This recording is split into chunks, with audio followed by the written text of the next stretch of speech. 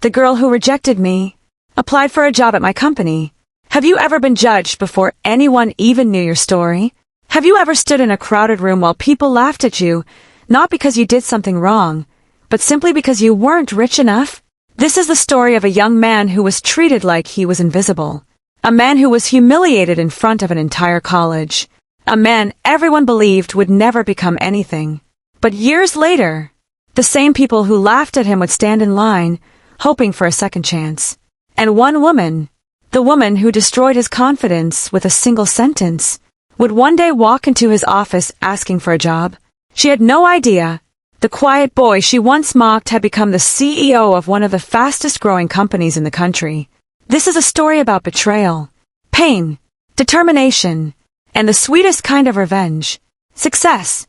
10 years earlier, the morning sun bathed the campus of Westbridge University in a warm golden glow. Students filled the walkways with laughter, expensive clothes, luxury cars, and endless conversations about parties, vacations, and the future. Among them walked a young man whose shoes had been stitched together more than once. His backpack had faded from years of use. His shirt was old, but perfectly clean. His name was Ahmed Hassan. He wasn't the smartest-looking student on campus. He wasn't the richest. He wasn't the most popular. But hidden behind his quiet smile was a dream bigger than anything money could buy. Every morning, Ahmed woke up before sunrise. He helped his mother prepare breakfast before catching 2 crowded buses to reach the university. His father had passed away when Ahmed was only 12 years old. Since then, his mother, Fatima, had worked day and night sewing clothes for neighbors just to pay the bills. Some nights she barely slept. Some days she skipped meals without telling Ahmed. Whenever he noticed she wasn't eating, she would simply smile and say, "I'm not hungry, son."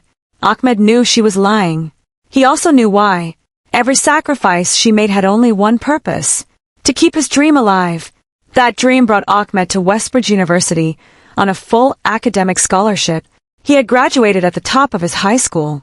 His professors admired his intelligence. They believed he had a brilliant future. But students didn't see his talent. They only saw his worn-out clothes. As Ahmed walked across campus, he could hear the whispers. "That's the scholarship kid. I think he wears the same shoes every day. I bet he can't even afford lunch." A few students laughed. Ahmed heard every word. But he kept walking. He wasn't there to win their approval. He was there to build a future for the woman waiting for him at home. One afternoon, Professor Daniel entered the classroom carrying a stack of files. The room quickly became silent. "I have an important announcement," he said. "This semester, every student will participate in a national business innovation competition." The classroom exploded with excitement. The winning team will receive internships at the country's largest investment firm. Everyone immediately began whispering about forming teams. Friends grouped together within seconds. The most popular students gathered around one person. Her name was Zara Collins. She came from one of the wealthiest families in the city. Every morning she arrived in a luxury car. She wore designer clothes. She was beautiful, confident, and admired by almost everyone. People laughed at her jokes, agreed with her opinions, wanted to be around her. Ahmed had spoken to her only once since the semester began. She hadn't even remembered his name. Professor Daniel looked around the classroom. "You may choose your own teammates." Within moments, nearly every student had found a group. Ahmed remained standing alone. He wasn't surprised. This had happened before. He quietly waited for the professor to assign him somewhere. Then Professor Daniel smiled. "Ahmed, you'll be joining Zara's team." The classroom suddenly became silent. Several students exchanged amused looks. Someone quietly whispered, "This should be interesting." Zara forced a polite smile, but disappointment was obvious on her face. "If that's your decision, Professor." Ahmed nodded respectfully. "Thank you, sir." For the first time in weeks, he felt hopeful. Maybe this project would finally allow people to see what he was capable of. Maybe this was his chance. Later that afternoon, the team gathered inside the university library. Ahmed arrived nearly 20 minutes early. He had spent the entire previous night researching market trends instead of sleeping. His notebook was filled with carefully prepared ideas, business strategies, financial plans, and marketing concepts. He believed preparation always defeated luck. One by one, the rest of the team arrived. Nobody greeted him. Nobody smiled. One student glanced at Ahmed's old notebook and laughed. "Did you borrow that from a museum?" Another student smirked. "I didn't know poverty could write business plans." The group burst into laughter. Ahmed lowered his eyes for a moment. Then he calmly opened his notebook. "I've prepared several ideas that might help us win the competition." Without even looking at the pages, one teammate pushed the notebook away. "We already have enough ideas." Another added, "Just sit there. We'll handle the important parts." Ahmed quietly closed the notebook. For nearly 2 hours, he sat at the same table, listening, watching, ignored completely. Every suggestion he tried to make was interrupted before he could finish speaking. Zara never joined the jokes, but she never stopped them either. Her silence hurt almost as much as the insults. When the meeting finally ended, everyone packed their bags. Ahmed was about to leave when Zara turned toward him. She looked him straight in the eyes. A faint smile appeared on her face. Then, loud enough for everyone to hear, she said, "Next time, don't waste your time bringing ideas." She paused for a moment, then added the sentence that would change Ahmed's life forever. "People like, you should learn to stay in the background." The room exploded with laughter. Ahmed stood frozen. His fingers tightened around his old notebook. His face remained calm. He refused to let anyone see the tears gathering in his eyes. But deep inside, something had just broken, and without realizing it, everyone in that room had just created the man they would one day regret underestimating. Ahmed walked out of the library without saying a single word. The laughter behind him slowly faded, but Zara's final sentence refused to leave his mind. "People like, you should learn to stay in the background." Those words echoed over and over again. For a moment, he stopped near the university fountain. Students were laughing. Some were taking pictures. Others were talking excitedly about the upcoming business competition.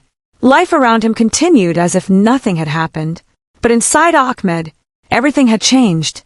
He looked down at the notebook in his hands. Every page had been filled after nights without sleep.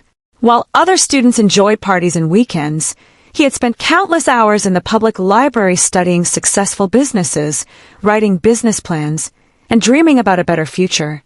Not a single person had even looked at his work. They had judged him before they ever gave him a chance. Ahmed slowly closed the notebook and whispered to himself, "Maybe they're right." For the first time in years, he doubted himself. That evening, after 2 long bus rides, Ahmed finally reached the small apartment he shared with his mother. The apartment wasn't much. The paint on the walls was fading. The ceiling fan made strange noises every few minutes. The furniture was old enough to tell stories of its own. But it was home. As soon as Ahmed opened the door, the smell of freshly baked bread filled the room. His mother, Fatima, looked up from the tiny kitchen with her usual warm smile. "There you are. I was waiting for you." Ahmed forced a smile. "I'm sorry I'm late." Fatima noticed something immediately. A mother always does. She didn't ask questions right away. Instead, she placed dinner on the small wooden table. The meal was simple: fresh bread, lentil soup, and tea. Ahmed quietly sat down. Neither of them spoke for several minutes. Finally, Fatima broke the silence. "Something happened today." It wasn't a question. It was a mother's certainty. Ahmed looked away. "No, everything's fine." She smiled gently. "You've been saying, 'I'm fine' ever since you were 8 years old. And every single time, you weren't." Ahmed lowered his head. He tried to stay strong. He really did. But sometimes, even the strongest people become tired. The words came pouring out. He told her everything. The whispers, the jokes, the way everyone ignored him, the laughter in the library, and finally, the sentence Zara had spoken in front of everyone. Fatima listened quietly. She never interrupted him. When Ahmed finished speaking, tears had already filled his eyes. "I don't understand, Mom. I studied harder than anyone. I worked day and night. I never hurt anyone. So why do they hate me?" Fatima reached across the table and gently held his hand. "They don't hate you. They only see what you're wearing. They don't see who you are." Ahmed remained silent. She continued, "People often confuse wealth with worth. But those are two very different things." After dinner, Fatima walked toward an old wooden cabinet standing in the corner of the room. She opened the top drawer. Inside was a small metal box. It had belonged to Ahmed's father. Very carefully, She lifted the lid. Inside were only a few things. An old wristwatch that no longer worked, a faded family photograph, and a folded letter. She handed the letter to Ahmed. "I've been saving this for the day you needed it most." Ahmed unfolded the fragile paper. His father's handwriting covered the page. He began reading. "My dear son, one day, someone will try to make you feel small. They will laugh at your clothes, your background, or the money in your pocket. Never waste your life proving them wrong. Spend your life becoming so successful that your future answers every insult without saying a single word. Remember, respect is never bought. It is earned through character, patience, and hard work." Ahmed read the letter once, then again, and again. By the time he reached the final line, he could no longer hold back his tears. It felt as though his father was sitting beside him, speaking directly to him. Fatima gently smiled. "Your father believed in you. I believe in you. The only question left," she paused, "is whether you still believe in yourself." Ahmed looked at the letter one last time. He carefully folded it and placed it inside his notebook. Then he stood up.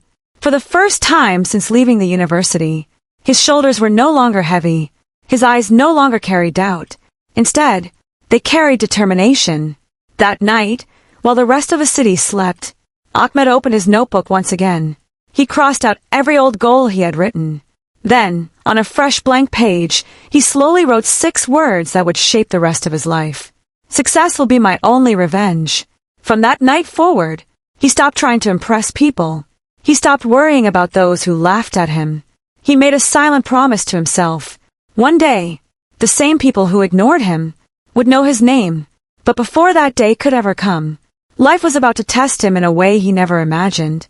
The following morning, Ahmed arrived at Westbridge University earlier than usual. The campus was still quiet.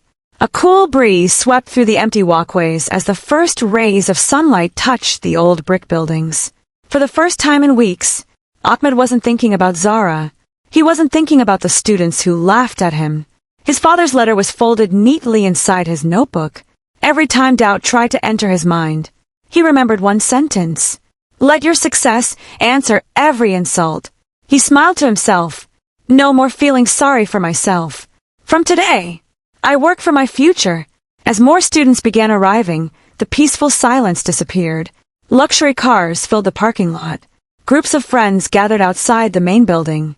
Nothing had changed, except Ahmed. He walked with confidence, not because he had become rich overnight, but because he had made a decision. No one could take that away from him. A few minutes later, Professor Daniel entered the classroom carrying a stack of folders. "Good morning, everyone." The students greeted him. "I hope your teams are ready. Today, each group will present its first business proposal. The winning proposal will represent our university at the National Business Innovation Competition." Excitement spread across the room. Every team wanted to impress the professor. Every student dreamed of winning the internship waiting at the end of the competition. Professor Daniel looked toward Zara's group. "You'll present first." Zara confidently stood up. Her teammates followed. Ahmed quietly picked up his notebook and joined them. One of the boys leaned toward Zara and whispered loudly enough for Ahmed to hear. "Why is he coming with us? He'll only embarrass the team."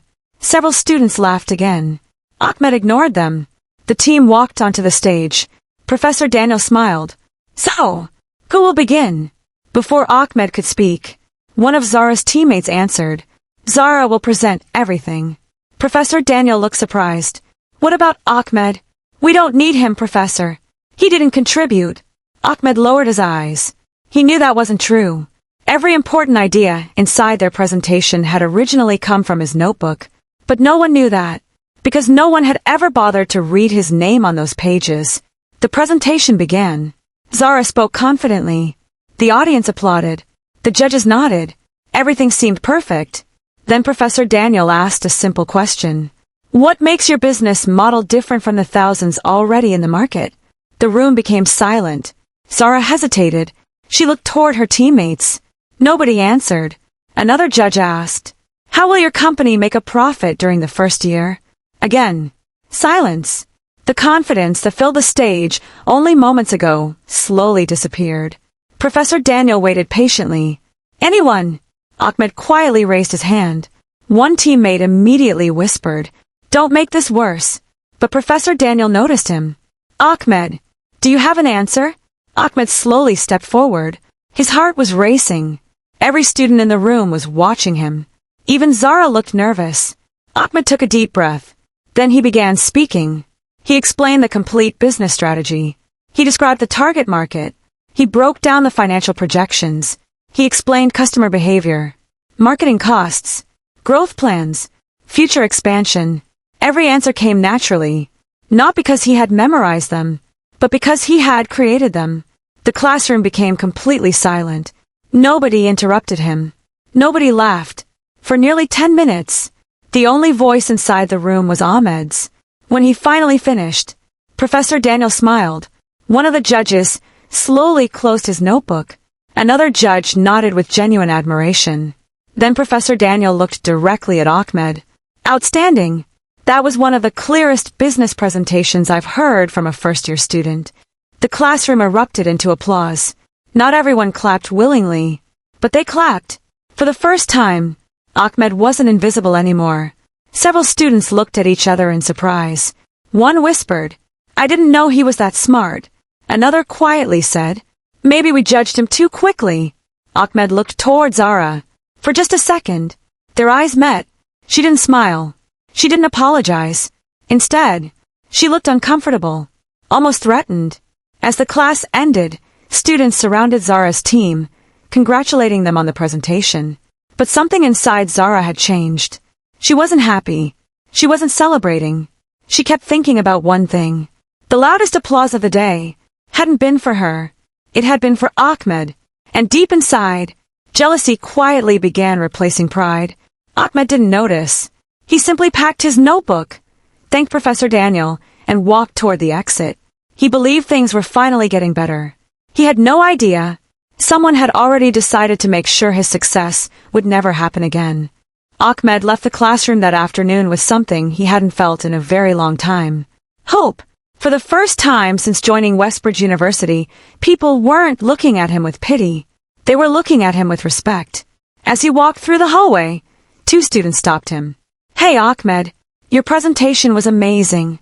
You explained everything better than the rest of your team." Ahmed smiled politely. "Thank you." It was a simple conversation. But to him, it meant everything. For years, he had dreamed of being noticed for his talent instead of his appearance. Maybe things were finally beginning to change. Unfortunately, someone else had noticed the same thing, and she wasn't happy about it. Zara sat alone inside the campus cafe, stirring her untouched coffee. Her teammates continued celebrating the successful presentation. "You were incredible," one of them said. "We're definitely winning this competition." Another student laughed. "The judges couldn't stop praising our project." But Zara wasn't listening. One sentence kept repeating inside her mind. "Outstanding, Ahmed." She had never seen Professor Daniel praise any student like that before. For the first time in her life, someone else had become the center of attention. And she hated it. One of her teammates noticed her silence. "What are you thinking?" Zara looked toward the window. If Ahmed keeps speaking during the competition, he'll get all the credit. The group suddenly became quiet. A few seconds later, one of the boys smirked.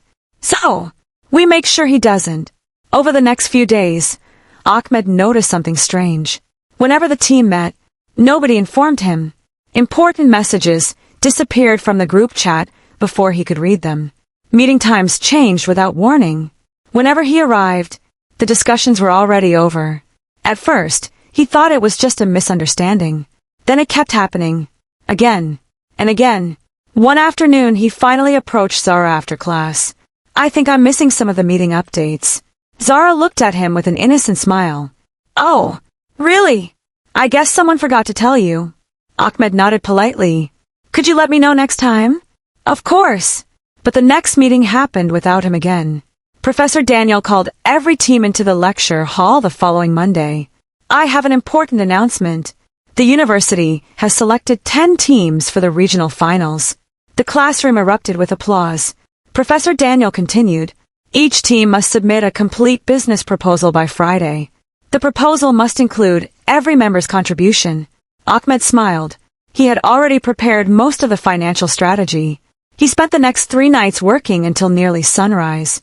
His small apartment remained silent except for the sound of turning pages and the tapping of his old laptop. His mother often woke up in the middle of the night. She would quietly place a cup of tea beside him. "You should get some sleep." Ahmed smiled without looking away from the screen. "I'll sleep after I finish this section." Fatima gently touched his shoulder. "I'm proud of you." Those 4 words gave Ahmed more strength than anyone could imagine. By Thursday evening, the proposal was finally complete. More than 80 carefully written pages. Every chart, every financial prediction, every market analysis, everything had been checked 3 times. Ahmed saved the file and emailed it to Zara. He even attached a short message. "I hope this helps the team. Let me know if anything needs to be changed." Then he went to bed with a peaceful heart. He believed he had done his part. The next afternoon, the teams gathered in the university auditorium to submit their final reports. Professor Daniel stood near the stage collecting each project. One by one, teams handed over thick printed files. Finally, it was Zara's turn. She walked confidently toward the professor and handed him the proposal. Professor Daniel glanced at the cover. Then he frowned. He flipped through several pages. His expression suddenly changed. "Zara, where is Ahmed's name?" The room became completely silent. Ahmed looked confused. He quickly stood up. "What do you mean, Professor?" Professor Daniel held up the report. "This proposal lists only 4 team members. According to this document, you made no contribution at all." Ahmed felt the blood drain from his face. His heart pounded. "That's impossible. I wrote most of the financial analysis. I sent everything yesterday." Several students began whispering. Professor Daniel looked at Zara. "Is this true?" Zara didn't answer immediately. Then, without even looking at Ahmed, she calmly said, "Professor, Ahmed never really helped us. He sent a few incomplete notes, but we couldn't use them." The classroom fell into stunned silence. Ahmed couldn't believe what he had just heard. He stared at Zara. She wouldn't even meet his eyes. Every late night, every sacrifice, every page he had written had disappeared with one lie. Professor Daniel slowly closed the report. Then he looked directly at Ahmed. "Do you have any proof that you completed the work?" Ahmed froze. His laptop was at home. The printed report was already in the professor's hands, and every eye in the room was now fixed on him. For the second time, his future was hanging by a thread. Ahmed stood frozen. It felt as if the entire room had disappeared. The only thing he could hear was the sound of his own heartbeat. Professor Daniel waited patiently. "Ahmed, I asked you a question. Do you have any proof?" Ahmed swallowed hard. "My laptop is at home, Professor. I wrote every financial report myself. I emailed the complete file to Zara last night." One of the judges immediately looked at Zara. "Is that true?" Before Zara could answer, one of her teammates stepped forward. "He sent a file, but it wasn't useful. We had to rewrite everything."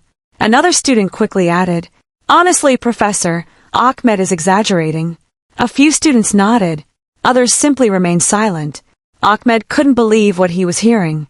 For people telling the exact same lie. Professor Daniel looked disappointed. "I'm sorry, Ahmed. Without evidence, I can't change the official report." For a moment, Ahmed wanted to argue. He wanted to shout. He wanted everyone to know the truth. But he remembered his father's words. "Never let anger make your decisions." He took a deep breath. "I understand, Professor." The room became silent. Even the students who disliked Ahmed expected him to lose his temper. Instead, he quietly picked up his notebook, turned around, and walked toward the exit. As soon as the classroom door closed behind him, his calm expression disappeared. He leaned against the wall, closed his eyes, and for the first time in years, he cried, not because they had stolen his work, but because they had stolen something much more valuable. His trust. A janitor walking down the hallway noticed him. The old man slowly stopped. "Son, are you all right?" Ahmed quickly wiped away his tears. "I'm fine." The old man smiled kindly. "No, you're trying to be strong. That's different." Ahmed looked at him in surprise. The old man sat beside him on a wooden bench. "When I was your age, I lost everything. My job, my home, my friends. I thought life was over." Ahmed listened quietly. The janitor looked toward the window. But one day, I realized something. People can steal your work. They can steal your money. They can even steal your reputation. But they can never steal your knowledge. They can't steal the person you've become. Those simple words struck Ahmed harder than anything else that day. The old man stood up, smiled, and before walking away he said, "Keep learning. One day, the people who doubted you will wish they had stood beside you instead of against you." Ahmed watched the old man disappear down the hallway. He had no idea who he was, but somehow, those few sentences gave him the strength to stand again. That evening, Ahmed returned home earlier than usual. Fatima immediately noticed his face. "You didn't eat today." It wasn't a question. Ahmed slowly shook his head. "They removed my name from the project." His mother's smile faded. "What?" "They told everyone I did nothing. They took my work. And nobody believed me." Fatima remained silent for a long moment. Then she walked into her bedroom. A few minutes later, she returned carrying a small cloth bag. She placed it on the table. Ahmed looked confused. "What's this?" "Open it." He untied the bag. Inside were several gold bangles. His mother's wedding jewelry. Ahmed's eyes widened. "Mom." "No." She gently pushed the bag toward him. "I've kept these for 23 years.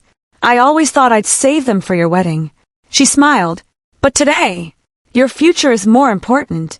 Ahmed looked at her in disbelief. "What are you saying?" She took his hands. "I want you to leave the city.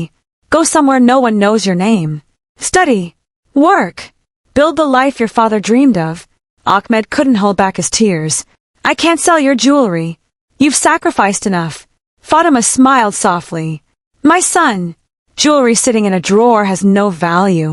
But education changes generations." For several seconds, neither of them spoke. Finally, Ahmed nodded.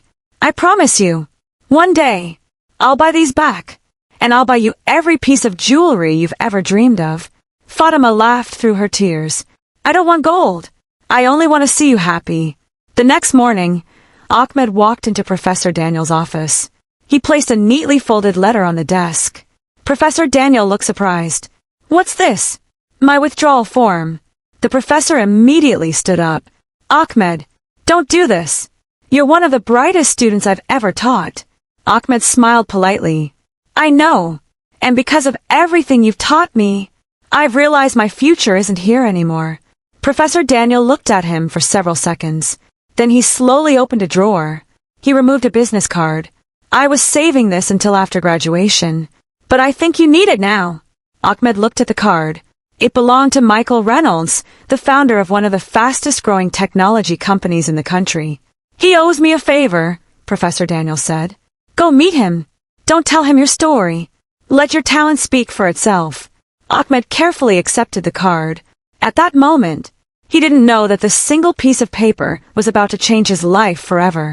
Nor did he realize that the journey which would one day bring Zara back into his office was finally about to begin.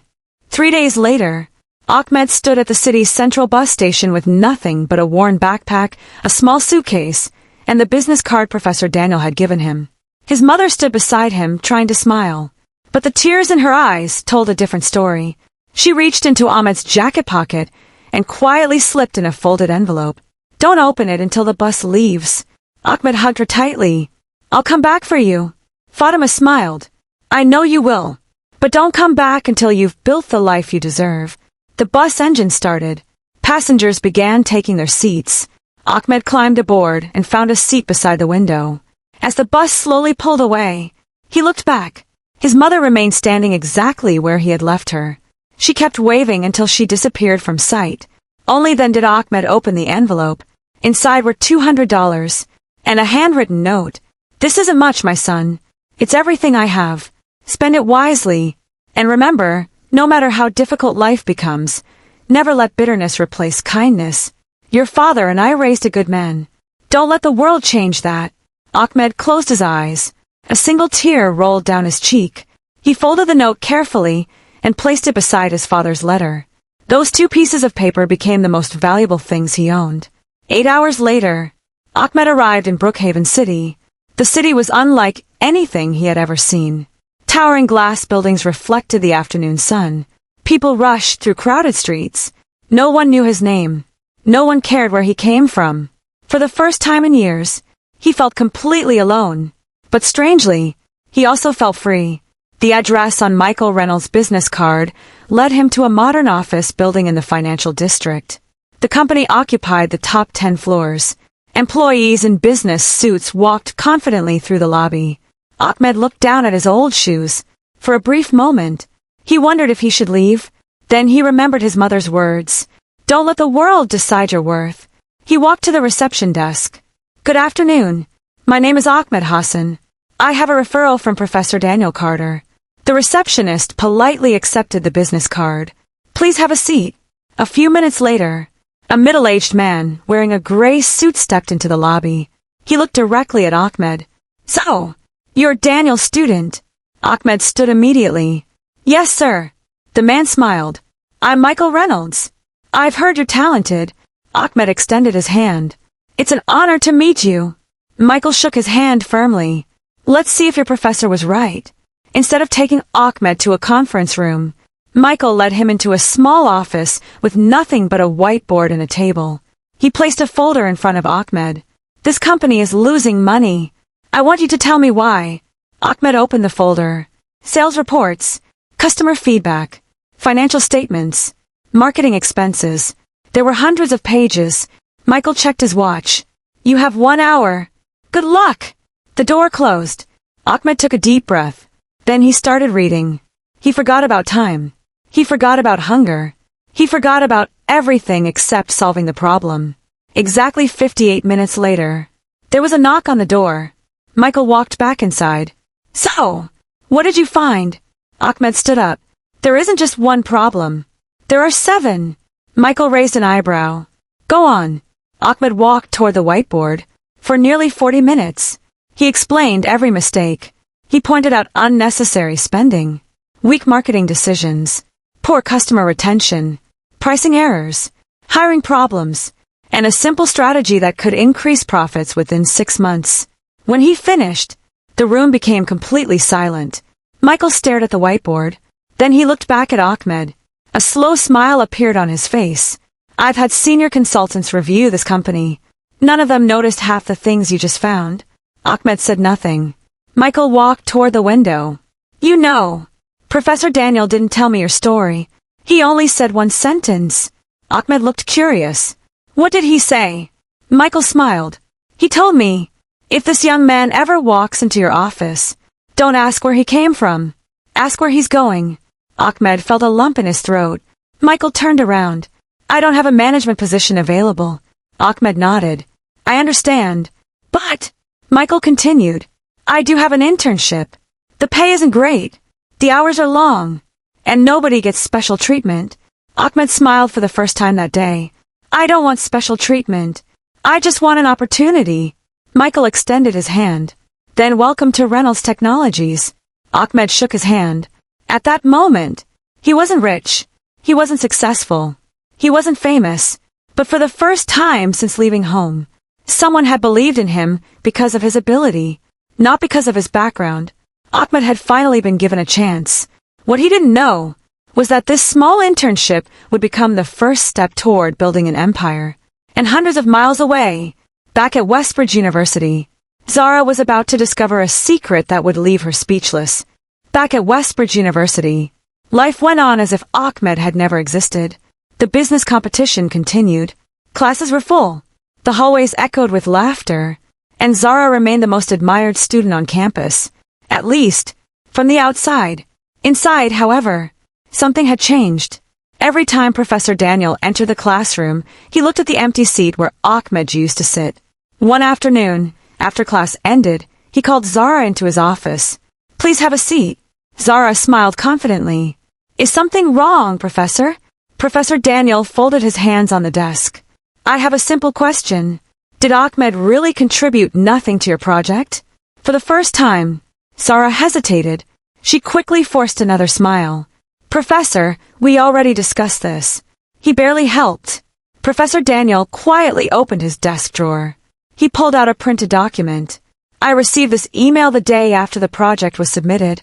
He slid the papers across the desk. Zara looked down. Her smile disappeared instantly. It was Ahmed's original email. Attached to it was the complete business proposal. Every page carried the date and time it had been created. Every financial report, every marketing strategy, every projection, everything had been written by Ahmed. Professor Daniel looked directly into her eyes. I didn't receive this before the presentation because it was accidentally filtered into my archive folder. I only found it yesterday. The room became painfully quiet. Zara couldn't say a word. Professor Daniel continued, "So I'll ask you again. Did Ahmed contribute to your project?" Tears slowly filled Zara's eyes. She lowered her head. "Yes." Professor Daniel closed his eyes for a moment. "I expected better from you. He trusted his teammates. And all of you betrayed him." Zara finally whispered, "I'm sorry." Professor Daniel's voice became firm. "Don't apologize to me. You owe that apology to someone else." A week later, the university officially announced the results of the investigation. Ahmed's contribution was confirmed. The project was immediately disqualified for academic dishonesty. Every member of Zara's team received disciplinary action. The internship offer was canceled. The news spread across campus within hours. Students whispered in every hallway, "I can't believe they stole Ahmed's work. We judged the wrong person. Poor guy." Some students genuinely felt guilty. Others simply avoided talking about it. But one person couldn't escape the guilt. Zara. Everywhere she walked, people stared, not with admiration anymore, but with disappointment. For the first time in her life, she understood what it felt like to lose respect. Meanwhile, Ahmed was beginning a completely different life. His internship at Reynolds Technologies was nothing like university. Nobody cared how he dressed. Nobody asked where he came from. Every employee was judged by one thing: results. Ahmed arrived before everyone else every morning. He stayed later than everyone else every evening. He volunteered for projects nobody wanted. He spent weekends studying market trends, leadership, finance, and technology. Within 3 months, managers began noticing him. Within 6 months, Michael Reynolds noticed something even more remarkable. Every department Ahmed worked in improved. Productivity increased. Customer complaints dropped. Profits slowly began rising. One evening, Michael called Ahmed into his office. "I've been watching you." Ahmed smiled nervously. "I hope I haven't disappointed you." Michael laughed. "Disappointed me? You've made this company millions of dollars." Ahmed looked surprised. "I was just doing my job." Michael leaned back in his chair. "That's exactly why you're different. Most people work for a paycheck. You work to solve problems." He opened a folder. Inside was a new employment contract. "I don't need an intern anymore." Ahmed looked confused. Michael smiled. "I need a business strategy manager." Ahmed stared at the contract. His hands trembled slightly. Just months earlier, he had been accused of contributing nothing. Now, one of the country's fastest-growing companies wanted him to help lead its future. He looked at Michael. "Are you sure?" Michael smiled. "I've never been more sure about anything." Ahmed signed the contract. As he placed the pen on the table, he silently remembered his mother standing at the bus station. He remembered his father's letter. He remembered every insult, every laugh, every sleepless night. None of it had been wasted, because every painful moment had become another step toward the life he was building. But neither Ahmed nor Zara knew that fate wasn't finished with them yet. 5 years would pass, and one unexpected job application would bring their worlds crashing together once again. 5 years passed. Time has a strange way of changing people. The people who once seemed untouchable suddenly find themselves struggling. The people everyone ignored quietly build extraordinary lives. Ahmed was living proof of that. At just 29 years old, he had become one of the youngest executives in the technology industry. After helping Reynolds Technologies grow into a billion-dollar company, Michael Reynolds made a decision that surprised everyone. He announced his retirement. The company's board unanimously voted for only one person to replace him. Ahmed Hassan, the quiet scholarship student, who had once been told to stay in the background, was now the chief executive officer. His office overlooked the entire city from the top floor of a 40-story building. Luxury surrounded him. But success had never changed his heart. Every Friday evening, he still visited his mother. He had bought her a beautiful house with a large garden. The first gift he ever gave her wasn't jewelry. It was the old sewing machine she had used for years, framed inside a glass display case. Under it was a small silver plaque. The machine that built my future. Fatima cried the day she saw it, not because it was expensive, but because her son had never forgotten where he came from. Ahmed had also fulfilled another promise. He bought back the exact same gold bangles his mother had sold years earlier, along with a handwritten note that simply said, "A promise kept." Fatima hugged him without saying a word. Sometimes, love doesn't need language. One Monday morning, Ahmed walked into the company's weekly executive meeting. Department heads filled the conference room. After discussing quarterly profits, the human resources director stood up. "We've received over 3,000 applications for our new business development manager position." Ahmed nodded. "Good. Let's find someone who deserves the opportunity." The HR director smiled. "We've narrowed the list to 10 finalists." She handed Ahmed a folder. "Would you like to review them personally?" Ahmed opened the folder. He casually flipped through several resumes. Excellent qualifications, strong experience, impressive achievements. Then, his hand suddenly stopped. His eyes froze on one name, Zara Collins. For several long seconds, he simply stared at the application. The same confident signature, the same familiar handwriting. But everything else had changed. Under current employment, there was nothing. Under previous position, a small marketing firm that had closed 2 years earlier. Under reason for leaving, company bankruptcy. Ahmed quietly closed the folder. Nobody in the room noticed the expression on his face. The HR director asked, "Is something wrong?" Ahmed gently smiled. "No. Schedule the interviews." She nodded. "All 10 candidates." Ahmed looked at Zara's resume one last time, then answered calmly, "All 10. The following day, the HR department contacted every shortlisted candidate. One by one, they confirmed their interview appointments. When the recruiter called Zara, she answered after the second ring. "Hello. Good afternoon, Ms. Collins. We're pleased to inform you that you've been selected for the final interview. For the first time in months." Zara smiled. "Thank you. When is it?" "Friday morning, 9 o'clock.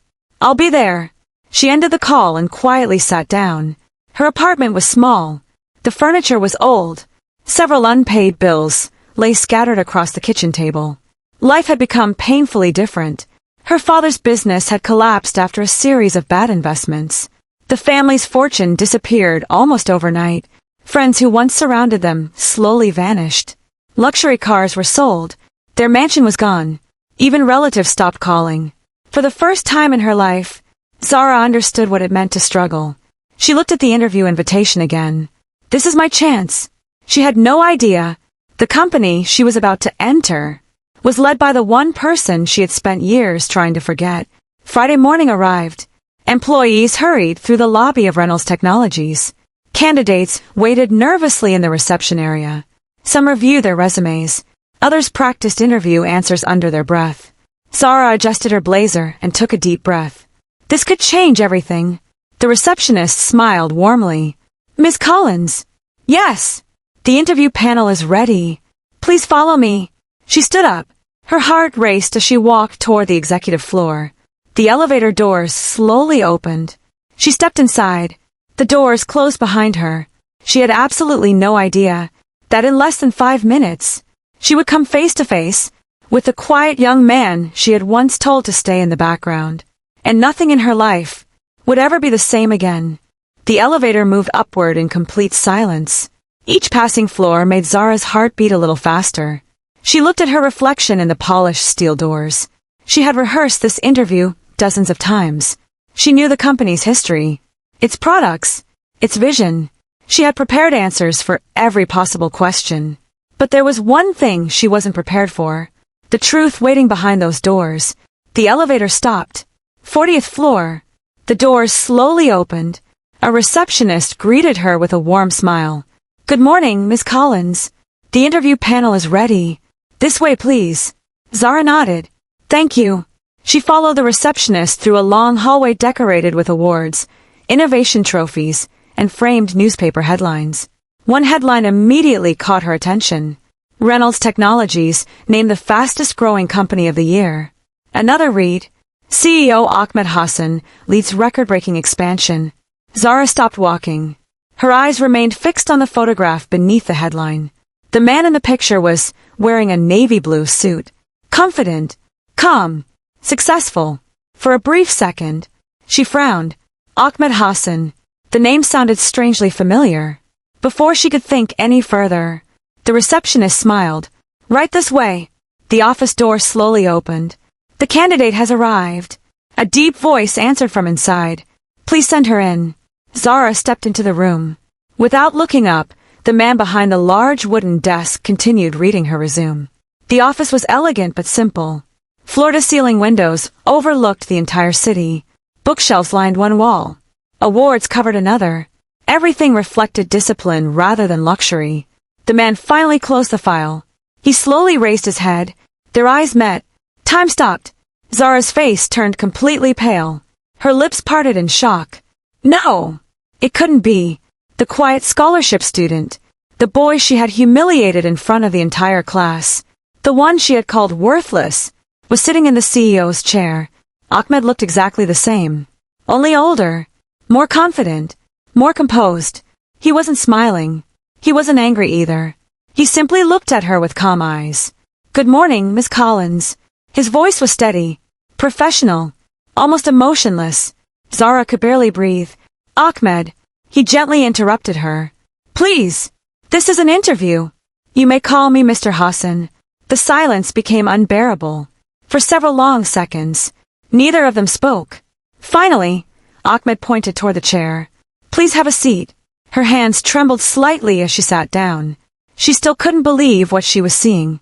Hundreds of memories rushed through her mind. The classroom, the library, the laughter, her cruel words. Everything returned at once. Ahmed calmly opened her resume again. I've reviewed your qualifications. You have experience in marketing, project management, and business development. She nodded quietly. Yes. He looked at her. Tell me, why do you want to work here? Zara swallowed hard. She had practiced this answer many times.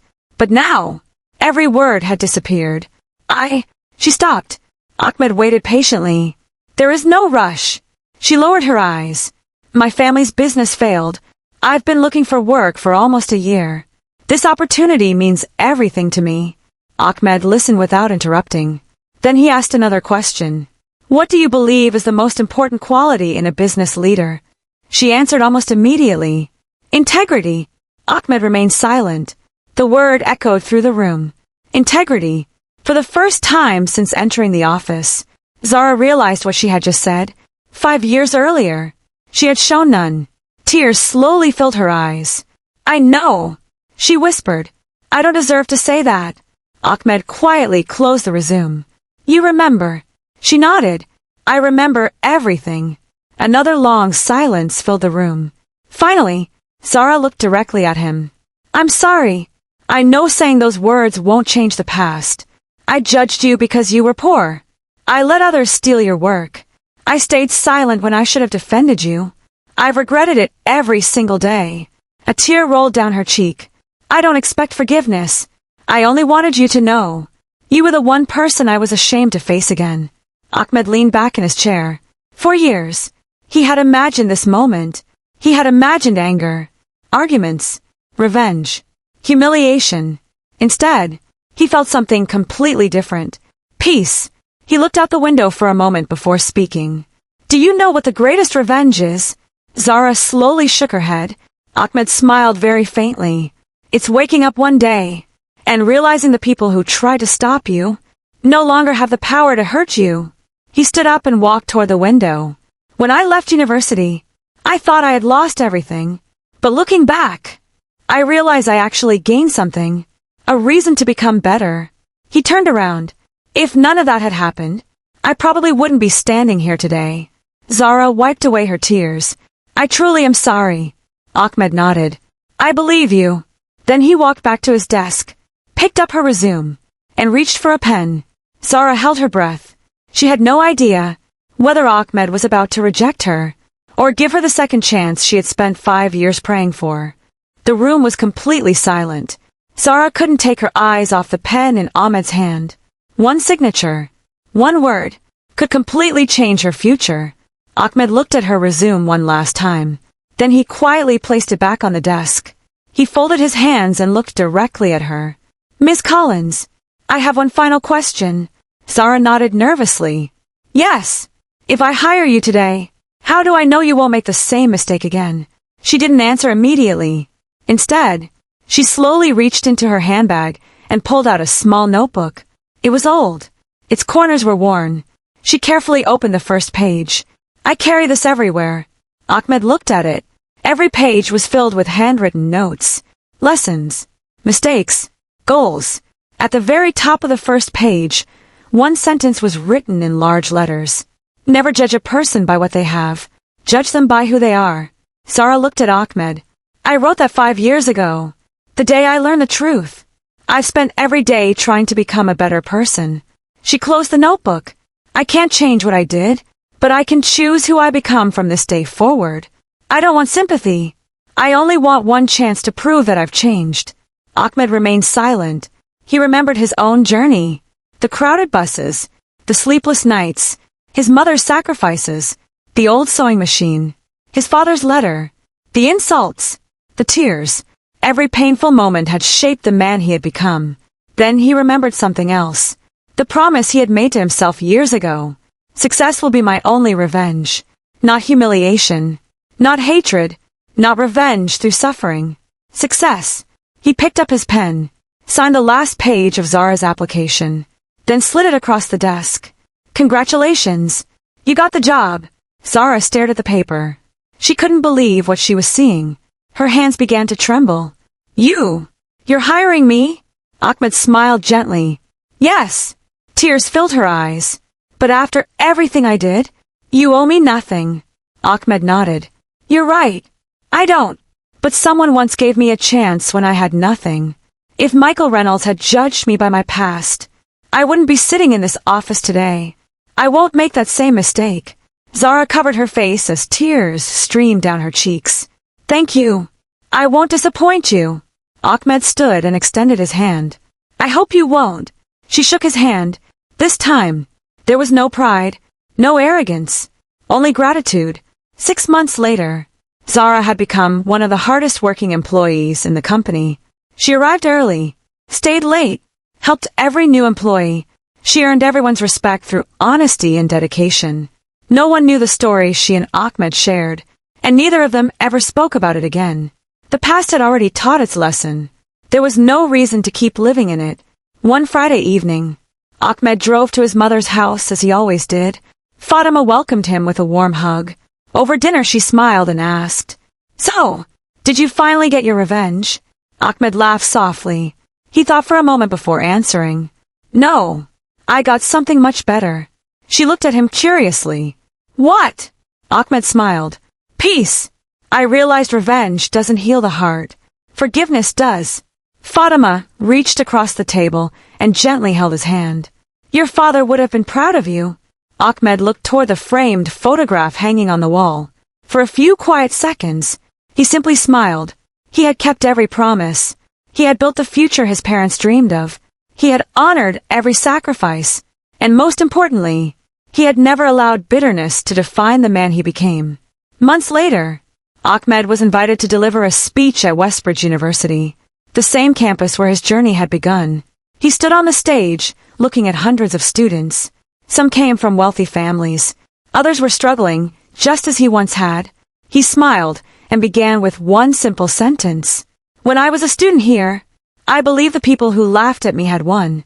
He paused, then continued, "But life taught me something. People can steal your ideas. They can steal your opportunities. They can even damage your reputation. But no one can steal your character, unless you give it away." The auditorium became silent. Every student listened carefully. Ahmed looked across the room before speaking his final words. "If someone underestimates you, don't waste your time proving them wrong. Spend your time becoming so successful that your life becomes the answer." The audience rose to their feet. The applause echoed throughout the hall. Not because Ahmed had become a successful CEO, but because he had become something far greater. A man who turned pain into purpose, failure into strength, and revenge into kindness. The end.